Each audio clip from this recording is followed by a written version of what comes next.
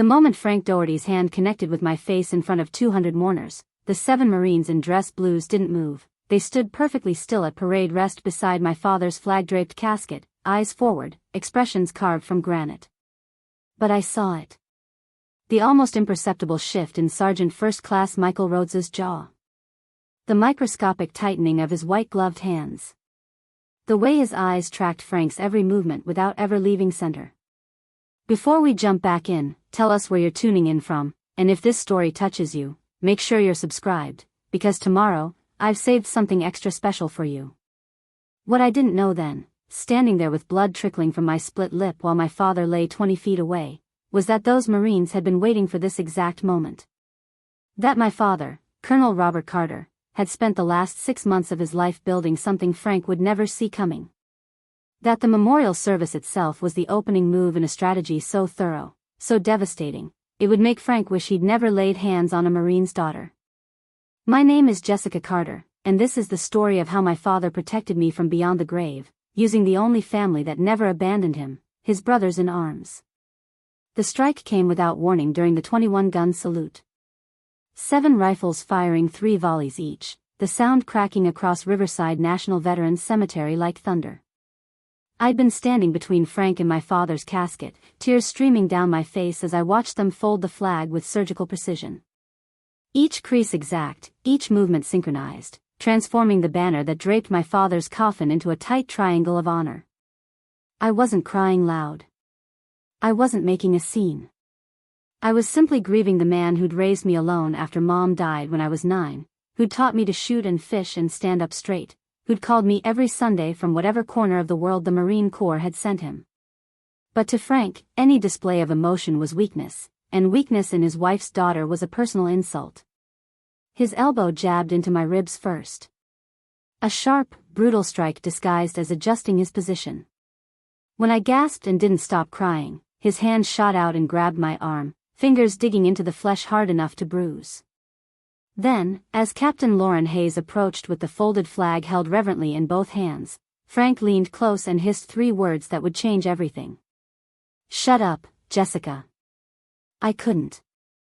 The flag was coming toward me, the same flag that had covered my father's casket, that represented everything he'd served and sacrificed for. Captain Hayes's eyes were kind but formal as she began the words every military family dreads and treasures. On behalf of the President of the United States Marine Corps, and a grateful nation, please accept this flag as a symbol of our appreciation for your loved one's honorable and faithful service. My sob broke free as she placed the flag in my trembling hands. Heavy, perfectly folded, still warm from the Virginia sun. Through my tears, I saw Frank's face contort with rage. His hand came up fast, connecting with my cheek in a crack that echoed across the sudden silence following the rifle volleys. I stumbled. The flag nearly slipped from my grasp. 200 people gasped as one. But what I remember most clearly wasn't the pain or the humiliation. It was the sound of 7 sets of dress shoes moving in perfect unison. 1 step forward. Not breaking formation, not charging, just a single, synchronized step that somehow contained more threat than any words could convey. Frank froze.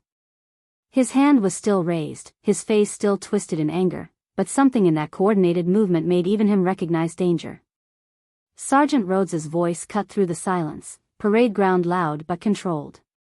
"Sir, I'm going to need you to step away from Colonel Carter's daughter." It wasn't a request. Frank's lawyer brain must have processed the tone because his hand dropped.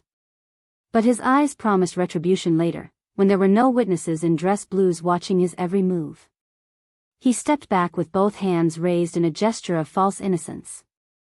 "Family matter," he said smoothly, addressing the crowd rather than the Marines. Emotions running high. "Jessica's always been dramatic. My stepdaughter needs to learn appropriate behavior, even at solemn occasions." The narrative was already forming. The out-of-control girl. The patient stepfather trying to maintain dignity at a funeral. I'd heard variations of it for 8 years, ever since he'd married my mother 2 years before her stroke took her from me. 8 years of Frank gradually isolating me from my father, intercepting calls, creating conflicts during my visits home, painting me as an ungrateful daughter who'd abandoned her dying mother and distant father.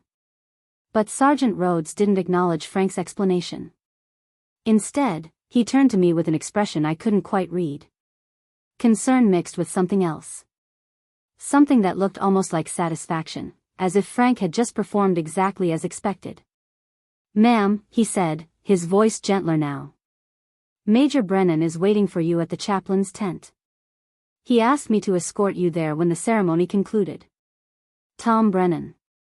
My father's best friend since boot camp, the man who'd been Dad's executive officer, who'd stood as best man at both his weddings, who'd been conspicuously absent from the memorial service itself. I'd wondered about that, worried he was too grief-stricken to attend.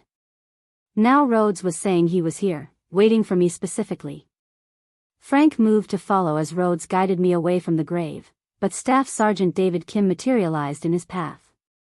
Not blocking him overtly, just standing precisely where Frank needed to walk, forcing him to either push past a Marine in dress uniform at a military funeral or stay put. Frank stayed put, but his eyes tracked me with undisguised fury. The walk to the chaplain's tent felt surreal. My cheek throbbed where Frank had struck me. The flag weighed heavy in my arms. Around us, mourners whispered, their shock palpable. Some were my father's fellow veterans, men and women who'd served with him over 3 decades in the Corps. Others were neighbors, business associates, people from the life Frank had built around himself in Riverside. The two groups didn't mix, I noticed. They formed separate clusters, watching with very different expressions. The tent was set apart from the main ceremony area, a simple white canopy that provided shade from the August heat. Inside, Major Tom Brennan stood beside a woman I didn't recognize. She was tall, Hispanic, probably in her 40s, wearing a respectful dark suit but radiating an intensity that suggested she wasn't here to offer condolences. Tom looked older than when I'd last seen him at Christmas. Grayer, more weathered, but his eyes were sharp as he took in my swelling cheek in the way I cradled the flag like a shield. His jaw tightened the same way Rhodes's had, that particular Marine expression that meant someone was about to face consequences. "Jess," he said, pulling me into a careful hug that respected the flag between us. "I'm so sorry. Sorry about Bobby. Sorry about what just happened. Sorry for everything that's about to unfold, because it's going to get harder before it gets better." "Tom, what?" "This is Angela Martinez," he interrupted gently. "Private investigator, former military police. Your father hired her 8 months ago." He paused, making sure I was following. Jess, Bobby knew. He knew what Frank was doing. The isolation, the manipulation, the financial control. And when he got his diagnosis, when the doctors gave him 6 months, he didn't waste time on anger or confrontation. He built a case. The tent seemed to tilt. "What are you talking about?" Angela stepped forward, placing a leather portfolio on the folding table between us. "Colonel Carter spent his final months documenting everything, Miss Carter. Every instance of abuse, every intercepted communication, every dollar Frank diverted from your mother's estate. He was very thorough. Very strategic. And very, very angry about what was done to his little girl." Tom's hand found my shoulder, steadying me. Bobby predicted Frank would escalate at the funeral. Something about being the center of attention, about you showing emotion in public. He told Angela to watch for it, told me to be ready. What Frank just did out there, in front of 200 witnesses including active duty Marines. He shook his head. That was the trigger Bobby was waiting for. The final piece of evidence we needed to spring the trap he built. I stared at them both, my mind struggling to process. My father had been dying for months, and instead of spending his final days in peace, he'd been waging a secret war against my stepfather. Building something elaborate enough to require investigators and attorneys and carefully positioned witnesses. "He left you something," Angela said, opening the portfolio. Inside were documents, photographs, and a sealed envelope with my name written in my father's distinctive handwriting. Instructions were specific. "You were to receive this immediately after Frank showed his true nature publicly." The colonel was confident it would happen at the memorial. He knew his enemy well. My hands shook as I reached for the envelope. The flag shifted in my arms, and Tom took it gently, holding it with the reverence it deserved while I broke the seal. Inside, 3 pages of my father's handwriting, still strong despite his illness, still unmistakably his. My dearest Jess, it began. If you're reading this, then Frank just made the mistake I've been waiting for him to make. He hurt you in public, in front of witnesses who matter, at a place where honor still means something. Good. Now we can begin. I looked up at Tom, tears blurring my vision again. Begin what? He smiled, and it was the same smile my father used to wear before a difficult operation. Pride mixed with grim determination. Taking back everything Frank stole. Your mother's life insurance. The house that should have been yours. Your inheritance. Your freedom. Bobby spent 6 months turning Frank's own tactics against him, and what happened out there today? He gestured toward the grave site. That was Frank pulling the pin on his own grenade. Preparing and narrating this story took us a lot of time, so if you are enjoying it, subscribe to our channel, it means a lot to us. Now back to the story. Angela pulled out a tablet, her fingers moving across the screen. We have everything, Miss Carter. 8 months of surveillance, financial forensics, witness testimony. Your father even wore a wire to family dinners when his health allowed. But he needed one more piece. He needed Frank to commit assault in front of unimpeachable witnesses. Marines in dress uniform don't lie about what they see. And they really don't like men who strike women at military funerals. Through the tent opening, I could see Frank talking animatedly to his lawyer, Gerald Hutchins, who'd arrived immediately after the ceremony. They stood near Frank's black Mercedes, far from the grave where my father's brothers still stood honor guard. Even from this distance, I could see Frank's agitation, the way he gestured toward the tent, toward me. He thinks he's going to control this, Tom said, following my gaze. Spin it as a family squabble, use his connections in town, maybe threaten you into silence like he's done for years. He doesn't know what Bobby built. He doesn't know about the trust, the evidence, the people your father positioned like pieces on a chessboard. He turned back to me, his expression softening. Bobby's last words to me were about you, Jess. He said, make sure my girl knows I never stopped fighting for her. Make sure Frank learns what happens when you hurt a Marine's family. I looked down at the letter still clutched in my hand, then at the flag Tom held, then at the grave where my father lay surrounded by his brothers. Colonel Robert Carter had waged his final campaign not for glory or revenge, but for his daughter's freedom. And he'd used the one weapon Frank could never anticipate or defend against, the unbreakable bond between Marines who'd sworn to protect each other's families long after the uniform came off. Frank had made his move at the funeral, believing he was untouchable. What he didn't know was that my father had been counting on it. That every moment of the memorial had been staged, every witness positioned, every piece of evidence ready to deploy. The ceremony wasn't just a goodbye. It was the opening battle in a war Frank had already lost, he just didn't know it yet. What do I do now? I asked, my voice steadier than I felt. Angela smiled, and it wasn't kind. Now we read you the rest of your father's letter. Then we show you exactly what Colonel Carter built to protect you. And tomorrow morning, we walk into Patricia Wolf's office and watch Frank Dougherty learn what happens when you hit a Marine's daughter at her father's funeral. Tom handed me back the flag, pressing it gently into my arms. Welcome to your father's final operation, Jess. He called it Semper Fi. Always faithful. Even from the grave. The meeting with Tom Brennan and Angela Martinez lasted 3 hours in that chaplain's tent while my father's grave was being filled 50 yards away. I could hear the sound of soil hitting the casket, that hollow thump that meant goodbye was becoming permanent. But I couldn't leave. Not yet. Not when they were showing me the scope of what my father had orchestrated during his final months on Earth. Angela spread documents across the folding table like a general laying out a battle plan. Financial statements, surveillance photographs, medical records, audio transcripts. Each one another piece of a puzzle my father had been assembling while chemotherapy ravaged his body and Frank thought he was too weak to notice what was happening around him.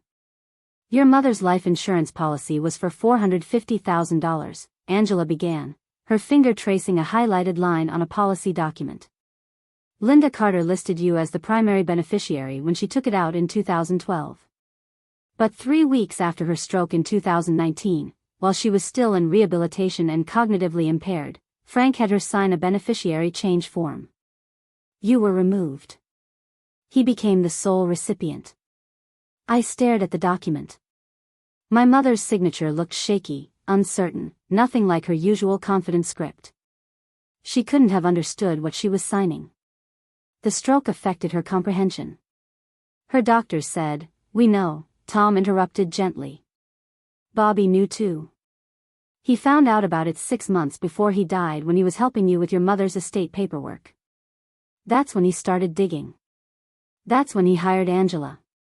Angela pulled out another file, this one thicker. Once your father gave me access to your mother's medical records, it became clear she wasn't competent to make financial decisions during that period. 3 neurologists documented significant cognitive impairment. She couldn't remember conversations, couldn't manage her own medications, needed assistance with basic tasks. Yet somehow Frank got her to sign over her life insurance, refinance the house, and establish a joint bank account that drained her savings within 8 months. The words hit like physical blows. My mother, confused and vulnerable after her stroke, being manipulated by the man who'd promised to care for her. I'd been working in Richmond then, visiting every weekend, but Frank had always been there during the week, controlling access, managing her care, positioning himself as the devoted husband while systematically stealing everything she'd built. Elder abuse, I said quietly. Financial exploitation of a disabled person. Exactly. Angela's expression hardened. But proving it after the victim has died is difficult. Frank was careful. He had witnesses to the signatures, notaries who didn't ask questions, a timeline that looked legitimate on paper. Your father knew any legal challenge would be messy, expensive, and potentially unsuccessful. So he took a different approach. Tom pulled out a small digital recorder, the kind my father used to carry on deployment for after-action reports. Bobby started documenting everything 8 months ago. Every interaction with Frank, every conversation about finances, every time Frank mentioned you or your mother. He wore this to Sunday dinners, to meetings about the estate, to casual conversations in his living room. Frank never suspected. He pressed play. My father's voice filled the tent, strong and clear despite the cancer that had been eating him from inside. The recording was dated 6 months earlier, February 2025. I heard the clink of glasses, the scrape of chairs, then Frank's voice, slightly slurred. Bobby, you have to understand. Linda wanted me to have security. She knew Jessica would be fine on her own. The girl's got a good job, doesn't need help. But me? I gave up my business opportunities to care for Linda. I deserved compensation. My father's response was measured, controlled. So you took her life insurance. Changed the beneficiary without discussing it with anyone. She agreed to it. She signed the papers. She could barely remember her own daughter's name at that point, Frank. A pause, then Frank's voice turned ugly. Are you calling me a thief? In my own house? After everything I did for your ex-wife? I'm calling it what it is. You saw an opportunity and you took it. Linda was vulnerable and you exploited that. Just like you're exploiting Jessica now. Jessica. Frank practically spat my name. That girl has been nothing but trouble since day one. Ungrateful, distant, judgmental. Linda saw it too, toward the end. Why do you think she left everything to me? Because you isolated her from everyone who might have questioned what you were doing. Because you controlled who visited, who called, what information she received. Because you're a predator, Frank, and Linda was your prey. The recording ended. Tom clicked it off and looked at me with sad eyes. There are 47 more recordings like that. Some worse. Bobby documented Frank admitting to forging Linda's signature on bank documents, to withholding your phone messages, to lying to your mother about your visits. He got it all. Angela opened another file. But your father didn't stop with recordings. He hired me to conduct a full financial investigation. What we found was extensive fraud. Frank didn't just take your mother's life insurance. He took everything. The list was staggering. The house on Oakmont Drive, which my mother had owned free and clear before her stroke, was refinanced twice after she became incapacitated. Frank extracted nearly $200,000 in equity, none of which went to her medical care. Her retirement accounts, carefully built over 20 years as a school administrator, were drained through a series of transfers Frank authorized using a power of attorney he'd pressured her to sign. Her personal savings, the emergency fund she'd maintained religiously, vanished into accounts only Frank could access. Total theft over 4 years, Angela said, her voice cold with professional fury, approximately $800,000. All taken from a woman who couldn't defend herself, couldn't even understand what was happening. I felt sick. My mother had worked her entire adult life, saved carefully, planned for retirement. She'd wanted to leave something for me, had talked about it constantly before the stroke.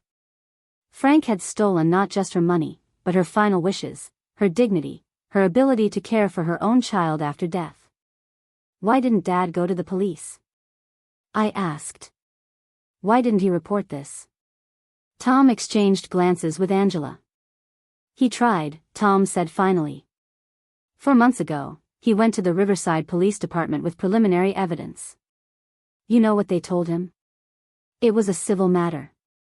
Disputes between family members over inheritances weren't criminal unless there was clear proof of forgery or coercion.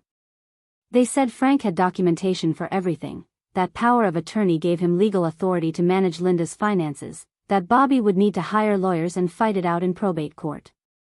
A process that would take years, Angela added. Cost hundreds of thousands in legal fees. And might not succeed because Frank had been methodical about covering his tracks. Every transaction had a paper trail. Every signature looked legitimate. Every witness would testify they saw Linda willingly sign documents. So Dad built a different case, I said, understanding dawning. One that couldn't be dismissed as a civil dispute. Exactly. Tom smiled grimly. Bobby realized that Frank's greatest weakness was his ego. His need to control, to dominate, to show everyone he was in charge. Your father predicted that given enough pressure, Frank would escalate from financial abuse to something more obvious. Something criminal that police couldn't ignore. I thought about the slap at the funeral, the violence so public and undeniable. He knew Frank would hit me. He knew Frank would do something, Angela corrected. Physical assault was one possibility. Threats were another. What mattered was creating a situation where Frank felt his control slipping, where you had support he couldn't intimidate, where witnesses he couldn't manipulate would see his true nature. She pulled out a thick binder, tabbed and organized with military precision. This is the complete investigation file. 8 months of work, all legally obtained, all admissible in court. We have financial forensics showing the theft. We have your mother's medical records proving her incapacity. We have recordings of Frank admitting to forgery and manipulation. We have witness statements from home health aides who saw him pressuring your mother to sign documents she didn't understand. Tom took over. We also have testimony from your mother's friends, neighbors who tried to visit and were turned away, phone records showing Frank screened all her calls. We have emails between Frank and his brother discussing how to handle the Jessica problem and secure the assets. We have everything, Jess.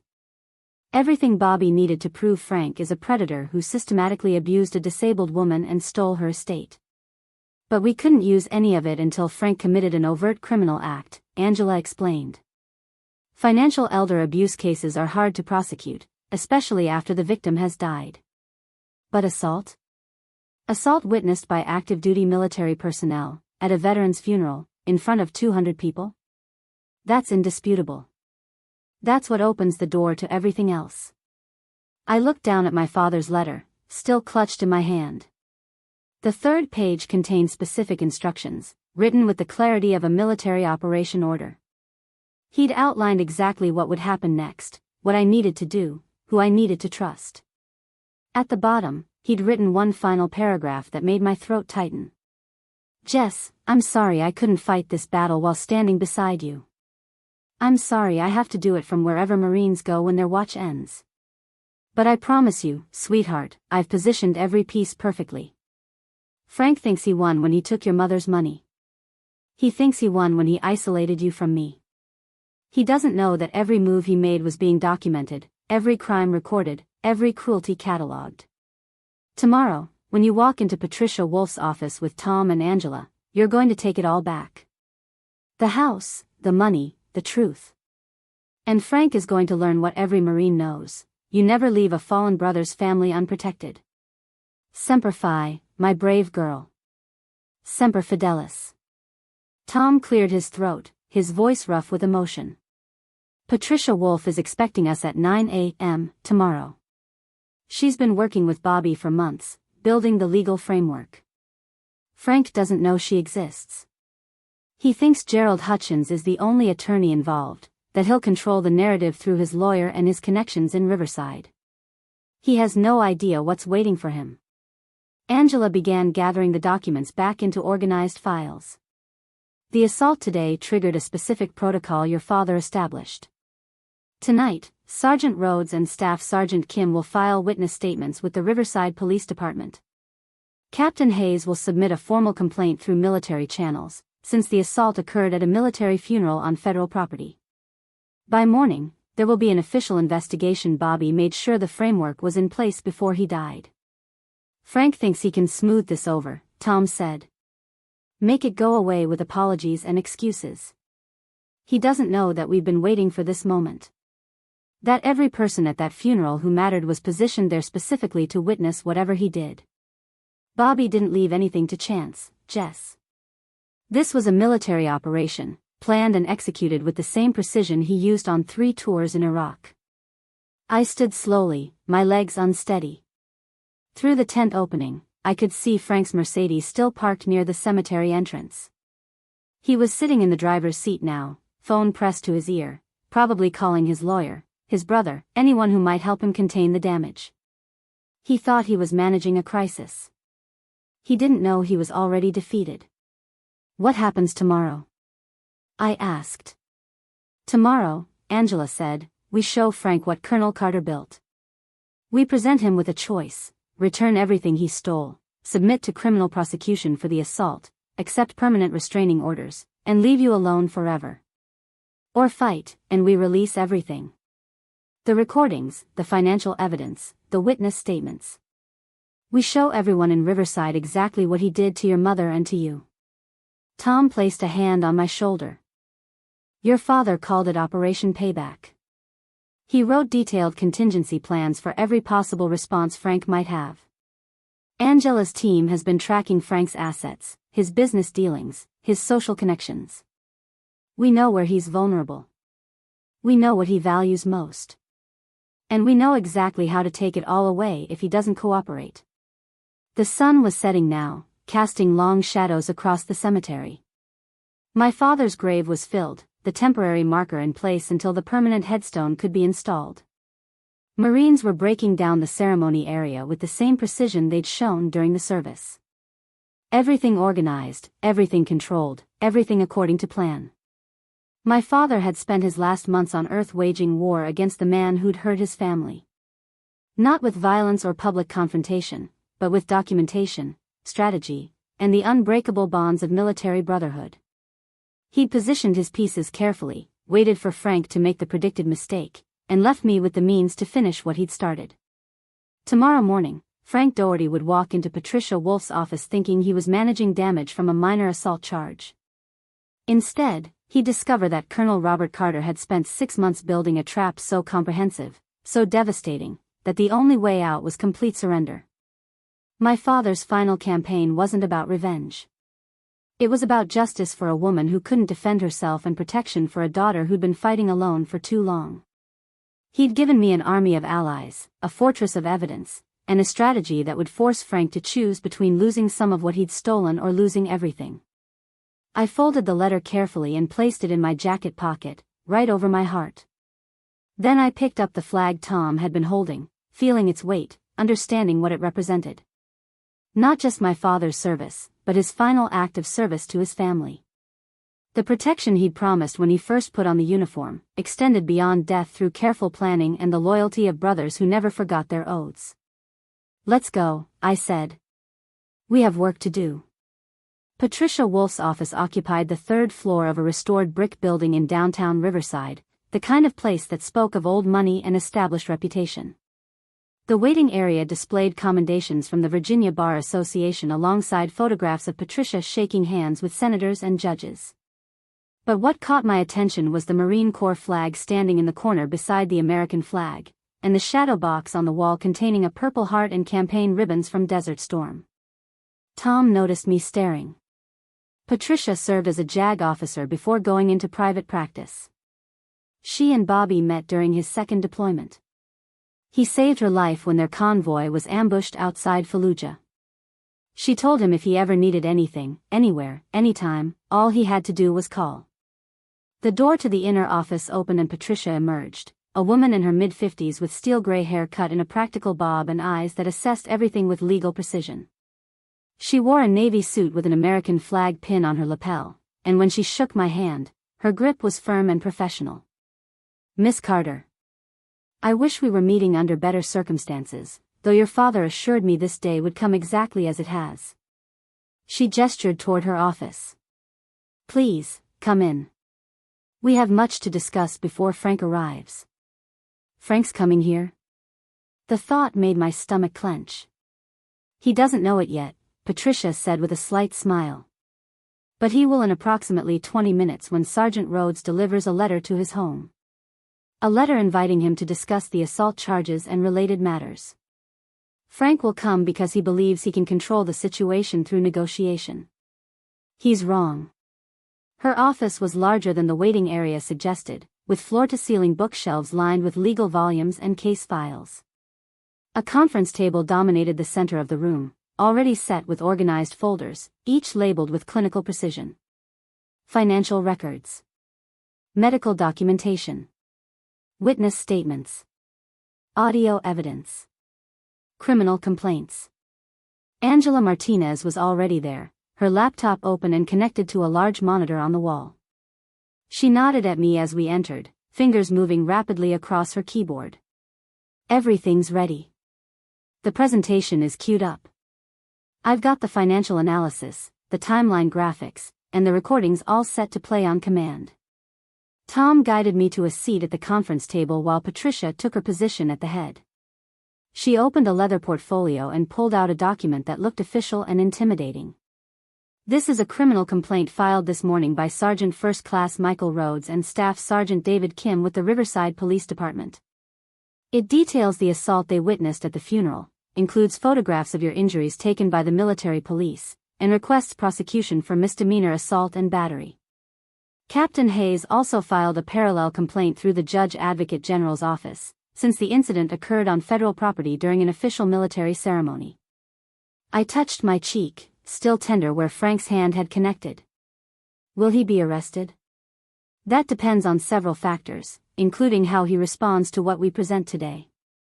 Virginia law allows for private resolutions in misdemeanor cases if all parties agree. Your father anticipated this and structured everything around giving Frank a choice." Patricia slid the document across to me. "He can accept responsibility, make restitution, and submit to specific conditions. Or he can fight, and we proceed with full criminal prosecution plus civil litigation that will expose everything he did to your mother." Angela pulled up an image on the monitor, a flowchart showing two diverging paths. One labeled cooperation led to controlled consequences. The other labeled resistance branched into multiple devastating outcomes: criminal trial, civil suits, professional sanctions, public exposure, financial ruin. "Your father was very clear about the stakes," Patricia continued. "Frank has built a life in Riverside over the past decade. Dougherty Construction has contracts with the city, with the military base, with private developers. He sits on the board of 3 local charities. He's a member of the Rotary Club and the Chamber of Commerce. He's invested significant effort into appearing respectable and successful." Tom leaned forward. Bobby knew that Frank's public image was everything to him. The devoted husband who cared for his sick wife. The successful businessman. The pillar of the community. That image is Frank's armor, and it's built on lies. Bobby spent 8 months documenting those lies so we could strip that armor away if necessary. But he also knew that public destruction wasn't the goal, Patricia added. The goal was justice for Linda and protection for you. If Frank cooperates, returns what he stole, and leaves you alone, then the evidence stays contained. If he fights, then we burn down everything he's built and salt the earth behind us. A buzzer sounded. Patricia's assistant's voice came through the intercom. Ms. Wolfe, Frank Dougherty and Gerald Hutchins have arrived. They're quite insistent about seeing you immediately. Patricia checked her watch. 18 minutes. Frank must have driven well over the speed limit. She pressed the intercom button. Give us 5 minutes, then show them in. Those 5 minutes felt like hours. Angela ran through a final checklist, making sure all evidence was accessible and organized. Tom positioned himself near the door, his presence both protective and intimidating. Patricia arranged documents with careful precision, each folder placed exactly where she wanted it for maximum psychological impact. When the door finally opened, Frank strode in with Gerald Hutchins trailing behind. Frank had changed from his funeral suit into khakis and a polo shirt, trying to project casual confidence. But I could see the tension in his shoulders, the barely controlled anger in his eyes when they landed on me. Patricia, Gerald began in his smooth attorney voice, my client received a very concerning letter this morning alleging assault. We're here to address what was clearly a misunderstanding during a highly emotional, sit down, Mr. Hutchins. Patricia's voice cut through the room like a blade. You and your client are going to want to be seated for what comes next. Frank's face flushed. Now listen here, I don't appreciate being summoned like, Mr. Dougherty. Patricia didn't raise her voice, but something in her tone made Frank's mouth snap shut. You struck Colonel Robert Carter's daughter in the face during his memorial service yesterday. This occurred in front of 200 witnesses, including 7 active duty Marines in dress uniform. There is no misunderstanding. There is no emotional context that excuses it. There is only the question of how you're going to address what you did. Gerald pulled out a chair, his expression shifting from confident to cautious. Ms. Wolfe, I'm sure we can reach some accommodation. You'll reach the accommodation I offer or you'll face criminal prosecution and civil litigation that will destroy your client financially, professionally, and socially.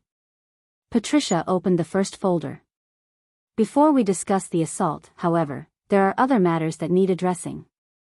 Matters concerning Linda Carter's estate and the systematic theft Mr. Dougherty committed while she was incapacitated. Frank's confident mask cracked. That's absurd. Linda's finances were handled properly. I had power of attorney. Everything was legal. Angela clicked her keyboard. The monitor lit up with a split screen showing Linda Carter's medical records on one side and financial transactions on the other. Mrs. Carter suffered a severe stroke on March 15, 2019. Neurological assessments conducted by 3 different specialists determined she had significant cognitive impairment affecting memory, judgment, and decision-making capacity. She was deemed legally incompetent to manage her own affairs. She clicked again. Red highlights appeared over specific transactions. Yet somehow, during the 6 months when she was most impaired, Mrs. Carter signed documents changing her life insurance beneficiary, refinancing her home twice, liquidating her retirement accounts, and establishing joint bank accounts that Mr. Dougherty drained systematically. She had good days, Frank said, but his voice lacked conviction. Her doctors said she had periods of clarity. Her doctors said no such thing. Patricia pulled out a thick medical file. I have sworn affidavits from Dr. Raymond Okoye, Dr. Sarah Lim, and Dr. Marcus Webb. All 3 state categorically that Linda Carter did not have testamentary capacity during the period in question. She could not have understood the legal and financial implications of the documents she allegedly signed. Gerald was frantically taking notes now, his earlier confidence completely evaporated. We'll need to review all this documentation. My client disputes, your client is on tape admitting to it. Tom's voice was quiet but carried weight. He nodded to Angela, who clicked play on an audio file. Frank's voice filled the room, slightly drunk and boastful. Bobby, you have to understand. Linda wanted me to have security. She knew Jessica would be fine on her own. The girl's got a good job, doesn't need help. But me? I gave up my business opportunities to care for Linda. I deserved compensation. My father's voice, tired but clear. So you took her life insurance. Changed the beneficiary without discussing it with anyone. She agreed to it. She signed the papers. She could barely remember her own daughter's name at that point, Frank.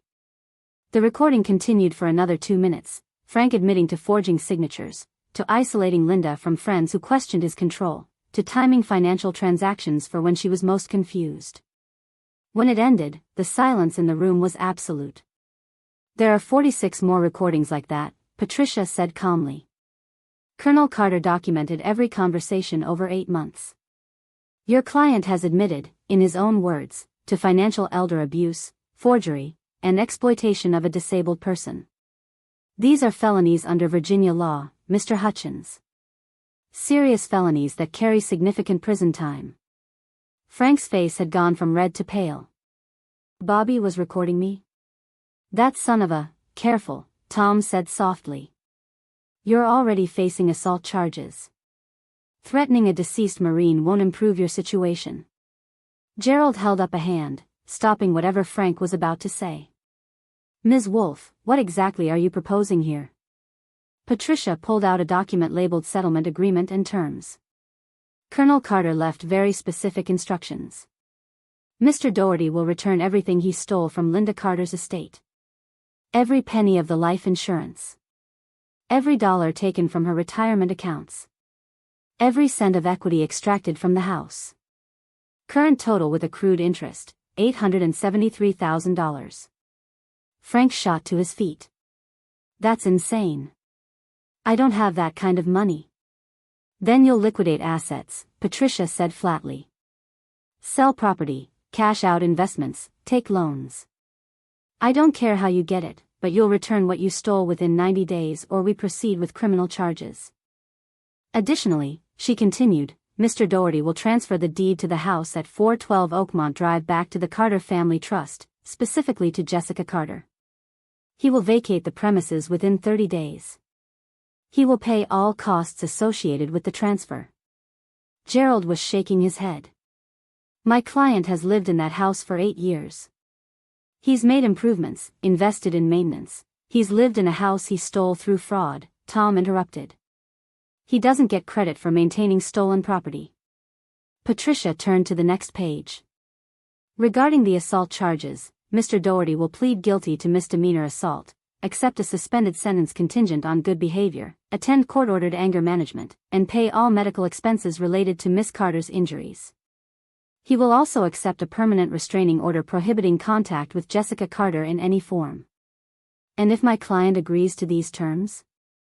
Gerald asked carefully. Then the recordings stay sealed. The evidence of financial crimes remains confidential. The witness statements about the assault are filed but not publicized.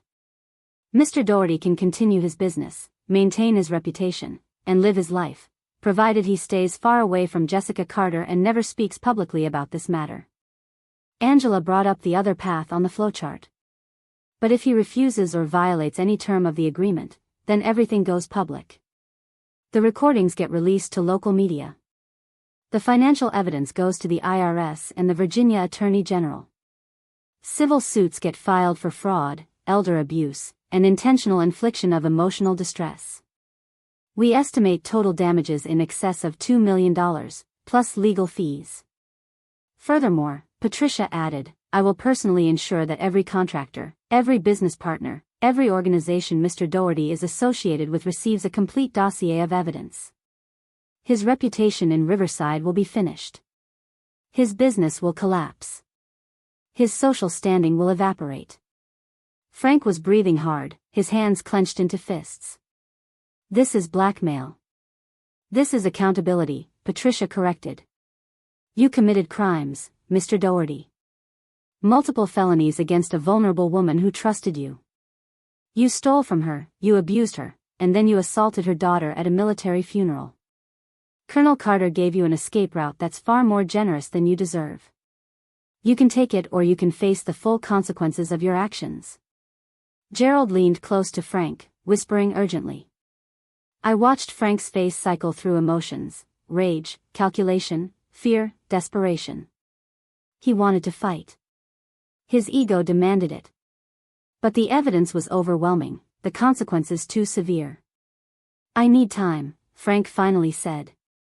Time to review everything, consult with counsel, consider my options.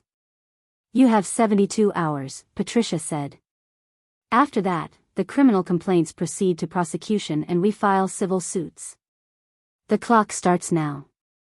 She slid the settlement agreement across the table. Take this with you. Read it carefully. Understand that every term is non-negotiable. Colonel Carter spent his final months building this case specifically to leave you without leverage or options. You stole from his family, Mr. Dougherty. Now you're going to make it right, or you're going to lose everything. Frank grabbed the document with shaking hands and stood abruptly. Gerald gathered his papers, already looking like he was calculating how to distance himself from this disaster. At the door, Frank turned back, his eyes finding mine. Your father was a bastard, he said, voice shaking with impotent rage. A manipulative, vindictive bastard who couldn't stand to see me happy. I stood slowly, meeting his gaze. My father was a Marine who protected his family. You hurt my mother when she was helpless. You stole from her. You tried to erase me from her life and his. He just made sure there would be consequences. That's not vindictive. That's justice. You'll regret this, Frank hissed. Tom moved between us, his presence a wall. That sounded like a threat, Mr. Dougherty. I'd advise against making threats you can't back up. There are multiple witnesses in this room, and making threats could void any settlement offer currently on the table. Gerald grabbed Frank's arm, physically pulling him toward the door. We're leaving. Now. When they were gone, the tension in the room slowly dissipated. Patricia closed her folders with precise movements. That went exactly as Colonel Carter predicted. Frank's initial response would be denial and bluster. But reality will set in over the next day or two. He'll realize he has no good options. He'll try to fight, Angela said. His ego won't let him just surrender. He'll look for loopholes, ways to minimize what he has to pay. Let him look, Tom said. Bobby closed every loophole. Every contingency is planned for. Frank can accept the deal or he can watch his life burn down. Those are his only choices. I sank back into my chair, exhausted. The confrontation had drained something from me, but it had also clarified things. My father had built this opportunity for me. He'd spent his dying months constructing a fortress of evidence and positioning allies who would fight for me when he couldn't. Now it was real. Now Frank knew he'd been caught, documented, trapped by a man he'd underestimated. Patricia placed a hand on my shoulder. You did well, Jessica. Your father would be proud. The hard part is done. Now we wait and see if Frank has enough sense to take the deal. Through the window, I could see Riverside stretching out below, the city where my mother had lived and died, where Frank had built his fraudulent life, where my father had waged his final campaign. Somewhere out there, Frank was realizing that Colonel Robert Carter had been 3 steps ahead the entire time, that every move Frank had made for 8 years had been anticipated and countered. The trap was sprung. The evidence was overwhelming. The choice was clear. Now we would see if Frank Dougherty was smart enough to surrender or foolish enough to fight a battle he'd already lost. The call came at 11:30 that night. I was in the spare bedroom at Tom's house, unable to face staying alone in my apartment, when my phone lit up with Frank's number. My finger hovered over the decline button, but Tom shook his head from the doorway.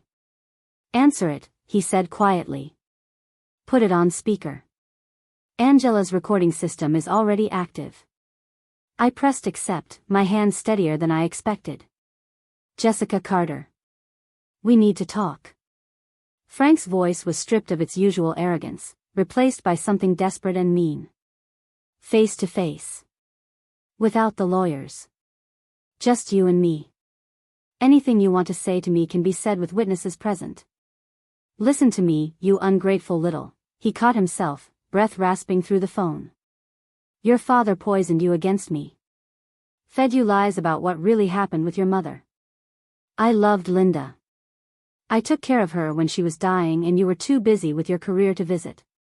The accusation stung because it was designed to, striking at guilt I'd carried for years. But now I had context. Now I knew why my visits had been so difficult to arrange, why my mother had seemed increasingly distant during my calls. You screened her calls, I said calmly. You told her I was too busy to visit when I was calling every day. You intercepted my letters and cards. We have the postal records, Frank. We have testimony from the mail carrier who watched you take envelopes addressed to her and throw them away. Silence on the other end, then a sound that might have been a bitter laugh. Your father really did think of everything, didn't he? Spent his last month spying on me instead of making peace. What kind of man does that? The kind who protects his family, Tom called from the doorway. The kind who documents crime so predators face consequences. Brennan. Frank's voice turned vicious. Should have known you'd be there. Bobby's loyal dog, following him even into death. Tell me, Tom, did it feel good helping him destroy a grieving widower? Did you enjoy building this case against me? Tom stepped fully into the room, taking the phone from my hand. What I enjoyed was watching you finally face accountability for what you did to Linda. She was a good woman, Frank. She deserved better than being exploited and robbed while she was dying. And Jessica deserves better than a stepfather who hits her at her father's funeral. That was an accident. Heat of the moment. She was making a scene, she was grieving her father, I interrupted, taking the phone back. And you couldn't stand that the attention wasn't on you. That for once, you weren't the center of everything. So you hit me, in front of 200 people, because you thought you could get away with it. I can still get away with it. Frank's voice regained some of its usual confidence. I've got connections in this town. The police chief plays golf with me every Tuesday. The district attorney's office has used Dougherty Construction for 3 projects. You think they're going to prosecute me over a family squabble at a funeral? The Marines who witnessed it aren't under local jurisdiction, Tom said. Captain Hayes filed through military channels. And the photographs of Jessica's injuries are already in federal hands. Your golf buddy can't make that disappear. Another silence, longer this time. When Frank spoke again, his voice had changed, taking on a calculating quality I recognized from years of watching him manipulate situations. All right. Let's talk numbers. Patricia wants $873,000. That's unreasonable. Linda's estate was worth maybe half that when she died. The rest is appreciation, investment returns, money I earned through smart management. Money you earned by stealing her assets and investing them for yourself, I corrected. The court will see it differently. The court. Frank laughed, but it sounded forced. You really want to drag your mother's name through court? Have her medical records read aloud? Her incapacity detailed in public filings? Have everyone in Riverside know she died confused and helpless? The threat was obvious. He was betting I'd value my mother's dignity over justice. That I'd accept a smaller settlement to keep the details private. It was a good strategy, one that might have worked if my father hadn't anticipated it. Tom handed me a folder. Inside was a letter in my mother's handwriting, dated 6 months before her stroke. I recognized it immediately as one of the documents from my father's safe deposit box. Mom wrote something, I said, reading from the letter. She wrote it when she was healthy and clear-minded, after she started noticing how controlling you were becoming. Want to hear what she said? Frank's silence was answer enough, but I read it anyway. If anything happens to me, if I become incapacitated or unable to make my own decisions, I want Jessica to know that any financial changes made after that point were not my true wishes. I've worked my entire adult life for my independence and my daughter's future. Frank has been pressuring me to make him sole beneficiary of everything. He says it's about trust and partnership, but it feels like control. I love my daughter. She is my priority. She always has been. If Frank tells her otherwise after I'm gone, he's lying. The words hung in the air between us. My mother, in her own hand, predicting exactly what would happen and leaving testimony to the truth. My father had kept this letter for years, probably knowing he'd need it someday. That's... Frank struggled for words. That's not legally binding. She changed her mind after she wrote that. She realized nothing, I said, my voice hard.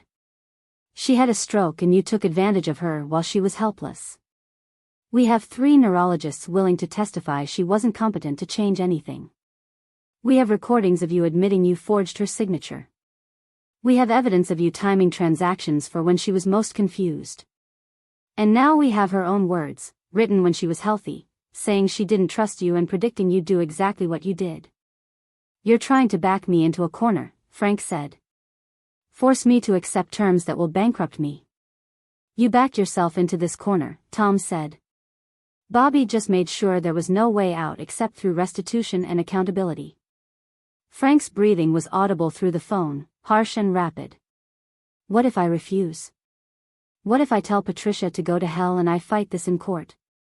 I've got resources. I can hire better lawyers than she is. I can drag this out for years. Angela's voice came from the hallway, where she'd been monitoring the call. Then we release everything tomorrow. Not in 72 hours. Tomorrow morning. Every recording, every document, every piece of evidence. We hold a press conference at the American Legion Post with Sergeant Rhodes and the other witnesses. We invite every media outlet in Central Virginia. By noon tomorrow, everyone in Riverside will know exactly what you did. You're bluffing. Try us, Angela said simply. Colonel Carter left explicit instructions for this scenario. If you threaten to fight, we don't wait for the deadline. We go nuclear immediately. He wanted to give you a chance to do the right thing quietly, but he wasn't going to let you use delay tactics to hide assets or intimidate witnesses. So make your choice right now, Frank. Accept the deal or watch us destroy you starting at 9 a.m. tomorrow. The silence stretched for almost a minute. I could imagine Frank in his home office, the office that used to be my mother's craft room, surrounded by the life he'd built on stolen money and manufactured respectability. Could imagine him calculating, searching for an angle, a way out, finding nothing. I need to speak with Gerald, he finally said. You have until 8 a.m. tomorrow to inform Patricia of your decision, Tom said. After that, the decision is made for you and we proceed with full exposure. Good night, Frank. He ended the call before Frank could respond. The 3 of us stood in silence for a moment, processing what had just happened.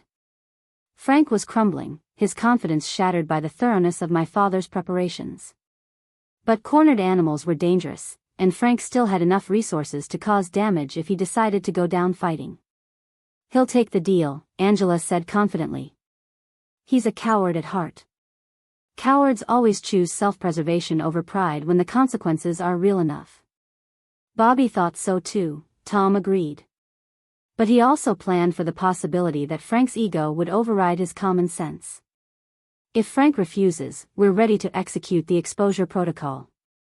Every piece of evidence goes out simultaneously to law enforcement, media, and professional organizations. By noon tomorrow, Frank's reputation would be scorched earth. I sat on the edge of the bed, suddenly exhausted. The adrenaline that had sustained me through the confrontation was fading, leaving behind the weight of everything that had happened. My father was dead. My stepfather had hit me at the funeral. And now I was in the middle of a legal battle that would determine whether justice was served or Frank escaped accountability again. What if he runs? I asked. What if he liquidates what he can and disappears? We've got that covered too, Angela said, pulling out her tablet. I've had a forensic accountant monitoring Frank's accounts since this morning. We filed a lease pendens on the house, so he can't sell it without alerting us. His business accounts are being watched. If he tries to move significant funds, we'll know within hours and we can seek emergency injunctions. Bobby really did think of everything, I murmured. He had 6 months and excellent advisors, Tom said gently. And he was highly motivated. You were all he talked about during those last weeks. Making sure you'd be protected, making sure Frank would face consequences, making sure you'd get back what was stolen. It consumed him, gave him purpose when the pain got bad. My throat tightened. I'd spent years feeling abandoned by my father, believing he'd chosen his new life with Frank's influence over maintaining our relationship. Learning that he'd known about the manipulation all along, that he'd been fighting for me in ways I couldn't see, was both healing and heartbreaking. I wish he'd told me, I said. Wish he'd let me help instead of carrying this alone. He couldn't risk it, Angela explained. If Frank suspected Bobby was investigating, he might have escalated or hidden assets more carefully. Bobby had to play weak and oblivious while building the case. It meant you both suffered, but it ensured the evidence was comprehensive and actionable. My phone buzzed with a text message. Unknown number. I almost deleted it, but something made me open it instead. You think you've won. You haven't. I still have options you don't know about. Things that will hurt you more than any lawsuit could hurt me. Back off now or face consequences. I showed the message to Tom and Angela. Their expressions hardened immediately. Screenshot that, Angela ordered. Forward it to me. That's witness intimidation, possibly criminal threats. Frank just made another mistake. Tom was already dialing Patricia's number despite the late hour. Patricia, Frank just sent Jessica a threatening text message. Yes, I know it's almost midnight. This changes the timeline. He's escalating. The conversation was brief and one-sided, with Tom mostly listening and nodding. When he hung up, his expression was grim but satisfied. Patricia's filing an emergency motion first thing in the morning for a temporary restraining order based on the assault and this threat. She's also moving up the deadline. Frank now has until 8 a.m. to accept the settlement, not 72 hours. If he doesn't respond by then, she's holding the press conference at 9 and filing criminal complaints by 10. He's panicking, Angela said. Making emotional decisions instead of strategic ones. That's good for us. Panicked people make mistakes. But I felt uneasy. Frank was dangerous when cornered, and that text message suggested he had something planned. Some card he thought would change the game. My father had been thorough, but was it possible he'd missed something? Some leverage Frank had kept hidden? What options could he have? I asked. What could hurt me more than a lawsuit? Tom and Angela exchanged glances. There's always the nuclear option, Tom said reluctantly. Frank could try to destroy evidence, claim he's bankrupt and can't pay, or attempt to discredit you personally. Make allegations about your mental state, your relationship with Bobby, anything to shift the narrative. Bobby anticipated most of that, Angela assured me. But there's always some risk when you're dealing with someone unethical and desperate. We just have to trust that the case is strong enough to withstand whatever Frank tries. I looked at my phone again, at that threatening text message. Frank was out there right now, probably drinking, definitely raging, possibly planning something that would blow up in all our faces. My father had built a fortress of evidence, but fortresses could be tested. I want to be there tomorrow, I said. When Patricia makes the call, when she files the motions, when we find out if Frank takes the deal or forces us to go public. I want to see it through. You will be, Tom promised. Bobby made sure you'd have a front row seat for Frank's reckoning. Whatever happens tomorrow, however Frank responds, you'll be there to see justice finally served. That night, I barely slept. Every sound made me jump, every notification on my phone sent my heart racing. I kept thinking about Frank's text, about the vague threat of consequences, about what he might do when he realized he truly had no escape. My father had fought his last battle from a hospital bed, building a case so thorough it should have been unbeatable. Tomorrow we'd find out if Frank was smart enough to surrender or foolish enough to fight. Either way, the war my father started was about to reach its conclusion. And I would be there, holding the flag they'd folded over his casket, carrying forward the protection he'd spent his dying months constructing. 8 a.m. couldn't come soon enough. At 7:45 the next morning, Patricia's office phone rang. I was already there, sitting in the same conference room where we'd confronted Frank the day before. Tom stood by the window watching the sunrise paint Riverside in shades of gold and amber. Angela had her laptop open, ready to execute whatever protocol the call demanded. Patricia answered on the second ring, her voice professionally neutral. Patricia Wolfe. Gerald Hutchins sounded exhausted. My client accepts your terms. All of them. He'll sign the settlement agreement this morning. The relief that washed through me was so intense I had to grip the edge of the table. Tom's shoulders relaxed fractionally.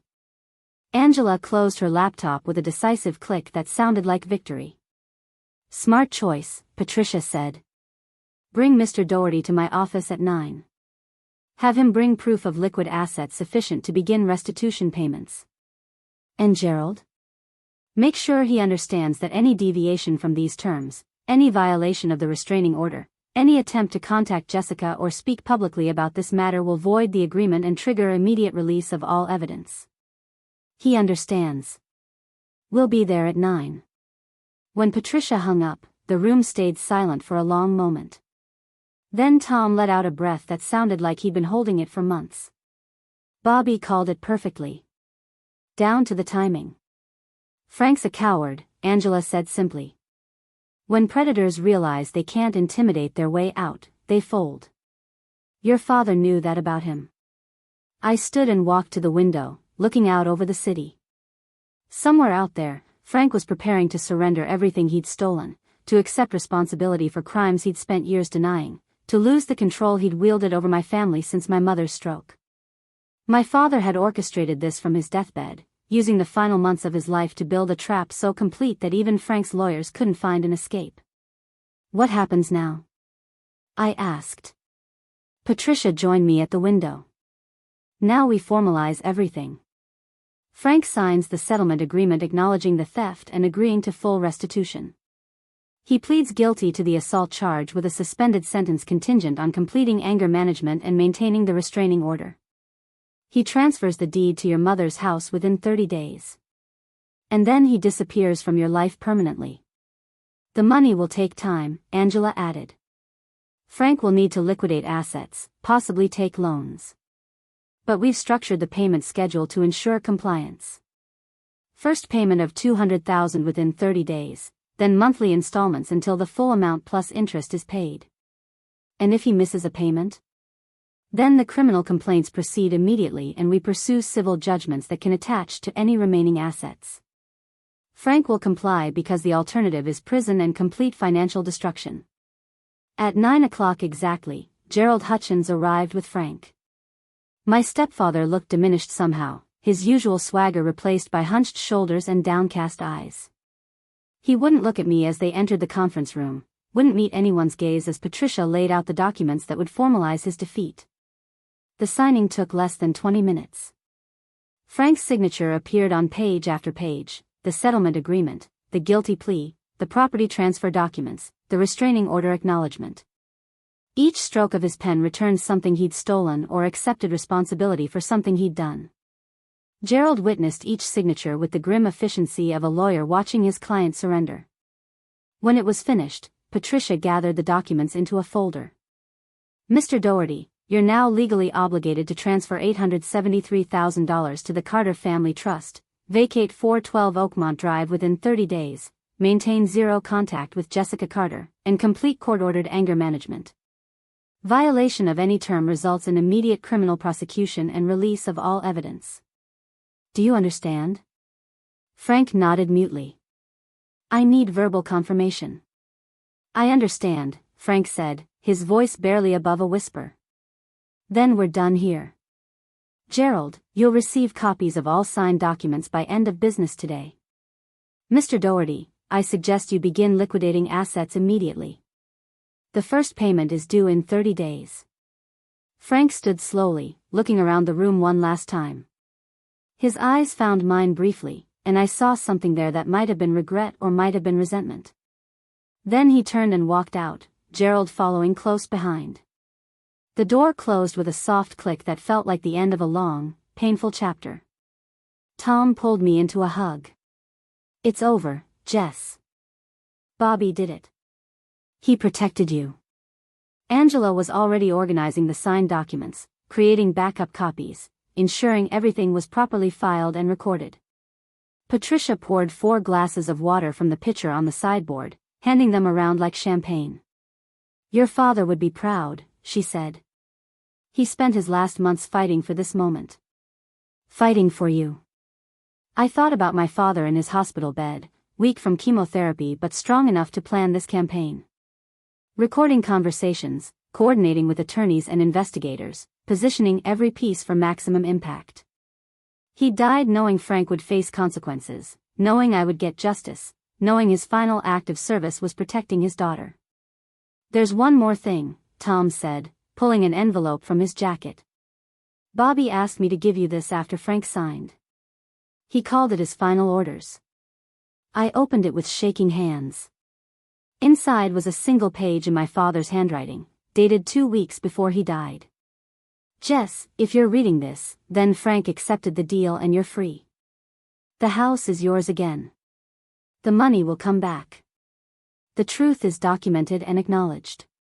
But more important than any of that, you know now that I never stopped fighting for you. Never stopped loving you. Never accepted the distance Frank created between us. I'm sorry I couldn't tell you while I was alive. I'm sorry you had to feel abandoned when you were actually being protected. But I need you to understand something. Every decision I made these last months was about giving you back the life Frank tried to steal. The house where your mother raised you. The inheritance she wanted you to have. The freedom to live without his manipulation and control. Build something good there, sweetheart. Fill that house with life and laughter like your mother did. And know that wherever Marines go after the last watch ends, I'm there with her, both of us watching over you, both of us proud of the woman you've become. Semper Fi, my brave girl. Always faithful. Always loved." The tears came then, finally breaking through the shock and adrenaline that had sustained me through the funeral and the confrontation and the signing. I cried for my father, for my mother, for the years Frank had stolen from all of us. But I also cried with relief, with gratitude, with the understanding that I'd never been as alone as I'd felt. Tom held me while I sobbed, his own eyes wet. Angela quietly excused herself, giving us privacy. Patricia stood by the window, silent and respectful, letting me grieve and heal in equal measure. When I could finally speak, I looked up at Tom through blurred vision. "What do I do now?" He smiled, the same smile my father used to wear when he talked about the future. "Now? Now you take back your mother's house. You fill it with your life. You move forward knowing that when it mattered most, your father used every skill the Marines taught him to protect his family. And you remember that Semper Fidelis isn't just a motto. It's a promise that extends beyond death." 3 weeks later, I stood in the driveway of 412 Oakmont Drive as moving trucks carried away the last of Frank's belongings. The house looked different already, lighter somehow, as if it could breathe again without his presence. Tom and several other Marines who'd served with my father helped me start the restoration, removing the changes Frank had made, bringing back elements of the home my mother had created. In the garage, we found boxes Frank had hidden, my mother's photo albums, her china, the quilts she'd made, things he'd told me were lost or donated. Each discovery felt like recovering a piece of her, a piece of myself. The house began to remember what it had been before Frank, began to transform back into the home where Linda Carter had raised her daughter with love and laughter. The money started arriving as scheduled. Frank liquidated properties and investments, meeting every deadline with the compliance of someone who knew the alternative was destruction. The restraining order held. He moved out of Riverside entirely, relocating somewhere in North Carolina where his reputation was intact and his crimes unknown. 6 months after my father's funeral, I stood in the backyard of the Oakmont house on a clear autumn morning. Tom had helped me install a flagpole, and now we raised the flag that had draped my father's casket to fly over the home he'd fought to return to me. The same flag that had been in my arms when Frank struck me, the same flag that represented everything my father had served and sacrificed for. As the colors caught the morning breeze, I heard Tom come up beside me. "Bobby would love this," he said quietly. "Seeing you here, seeing the house restored, seeing justice served." I touched the folded letter in my pocket, the final orders my father had left. "He's still protecting me," I said. "Every time I see that flag. Every time I walk through this house. Every time I remember that he spent his last months fighting for me instead of resting. That's protection that outlasts death." Tom nodded, his hand coming up in a crisp salute to the flag snapping overhead. "Semper Fi, Bobby. Mission accomplished." I saluted too, honoring the Marine who'd been my father, the strategist who'd planned his final campaign with precision and love, the man who'd proven that some bonds are stronger than death and some promises extend beyond the grave. Up next, you've got 2 more standout stories right on your screen. If this one hit the mark, you won't want to pass these up. Just click and check them out.